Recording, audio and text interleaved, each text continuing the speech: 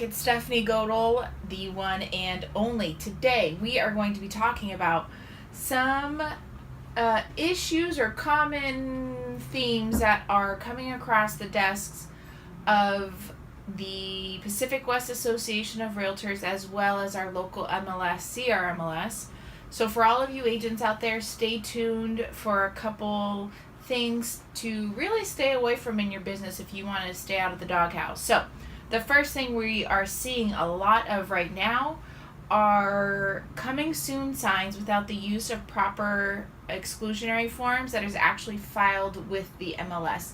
And I think we've talked about before in the past the proper exclusionary form to use that really allows you to do a coming soon on market but affects your marketing days. So make sure you are using the correct one. There are two out there. One is through Zip Forms, through CAR, called the Seller Exclusion from the Multiple Listing Service, or as we know, the SELM for short. And then the one you really should be using was actually put out by CRMLS. And that's a really good form because, again, it allows you to do coming soon the right way.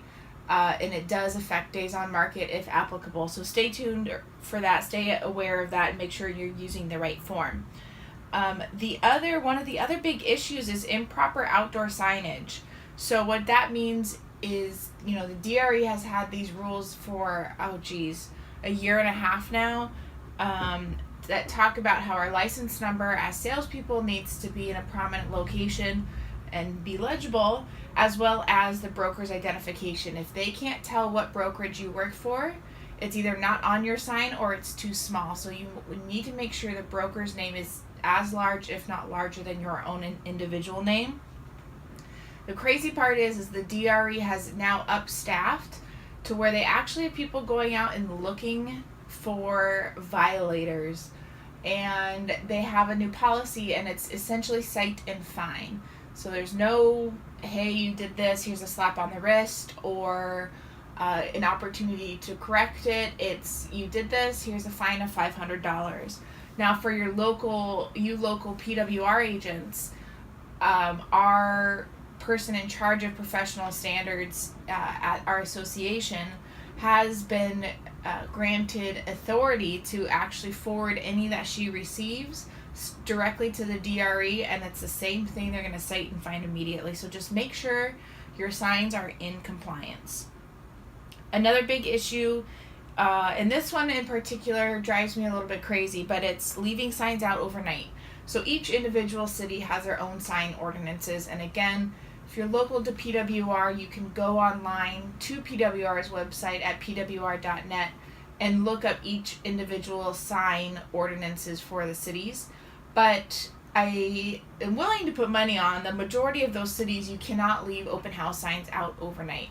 So we're seeing a lot of signs left out overnight, and the reason why that's a big deal is we don't want our consumers to be upset, the neighbors to be upset, and raise ruckus with City Hall, and then at the end of the day they either truly start enforcing the sign ordinance code or they take it away altogether, and we are only left with a small 3x4 sign in front of the house we're trying to sell. So be aware, be good, don't be lazy, pick up your signs and you'll be good.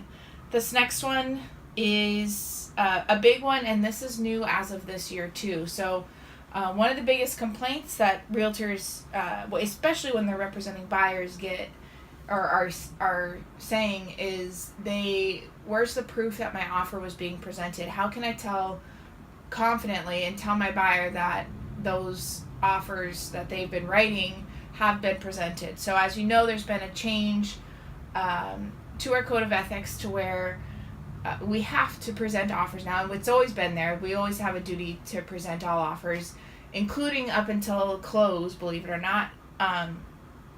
But now we can request, buyer's agents, you can request in writing to the seller's agent that they have presented your offers. Now, if they choose to not respond to that request, you can turn them in, and then listing agents know if you do receive a request like that, you do have to respond. An email's fine, but the easiest way to do it is on the bottom of page 10 of your purchase agreement. Just let them know the offer was presented and it was rejected for whatever reason. Send it back, and that just makes everybody happy. Good communication is key no matter what. A couple more things. The listings were entered into Zillow but not on the MLS. Just a quick reminder that can be done again if the proper exclusionary form is used, and then also the second piece of that is it has to be filed with the MLS. So if you've done that properly, you're good to go. And then here's a big one that is a lot of people do. It's keeping properties as active in the MLS but don't allow showings until their open house. That is a no-no as far as our rules and regulations go. Essentially, if the property is active, it needs to be ready for showings. So be aware that is a no-no. Be courteous to our other agents, and that leads me to the very last one. And yes, these are all hot topics right now as far as complaints go. But that last one is actually not returning your phone calls, texts, or emails. Which, come on. I was saying the other day, we're pretty much attached to our phones, so there's really no excuse to not respond, guys. Just make sure you do that, but that is a massive complaint. And if you ever are in these situations where you see somebody violating any of these issues, don't be afraid to quote-unquote turn them in. A complaint only, as far as just word of mouth, only goes so far. We are in a self-policing industry for sure, and it's up to us to make our industry better. As realtors, we are always talking about how we wish our industry was better, and guess what? It's up to us to do that ourselves. So if you do have any complaints, just send them on over to Lori Smith at PWR. She will be more than happy to take care of those and look into those for you. But I really hope you guys follow this. These will definitely help you stay out of the quote-unquote Realtor Doghouse. Woof. So with that, I hope you guys have a great day. And as always, we'll see you next time.